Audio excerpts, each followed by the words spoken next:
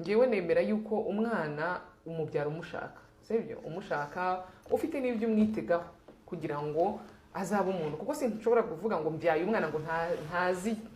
simbizi, ubwo ntaho naba ntaniye n'inzoka cyangwa n'ibindi bisimba biba mu ishyamba bibyara abana ntibikurikirane abana. Ariko ngewe nshobora kwicara nkavuga ngewe reka mbe nk'intare, kwa kundi intare cyangwa ingwe iyo bibyaye umwana, dore ko zitanabyara benshi, iramukurikirana ikamwigisha guhiga, akazageza igihe kamubwira ngo ngaho genda noneho nawe ubeho ubuzima bwawe. So ntekereza ko nanjye rero iyo mbyaye umwana nuko nguko mba numva mbitekereza, mba numva ko umwana hari ibyo ngomba kumwereka, kumuprograma, kumwereka ko society ibaho, kumwereka ibi n'ibi, dore kwiga, dore amashuri, dore umuntu muzima abaho gutya, dore umuntu muzima amera gutya.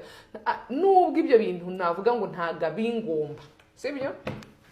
kubera ko ngewe ni devoir zanjye kumurera, kumukunda no kumwitaho, ariko ntekereza ko hari expectations cyangwa se ibyo mba numva nteganya ku muntu nashyize ku isi. Ese ndamuteganya iki? Kuko ngewe ngiye kubyara navuze mbyaye umwana kugira ngo ngire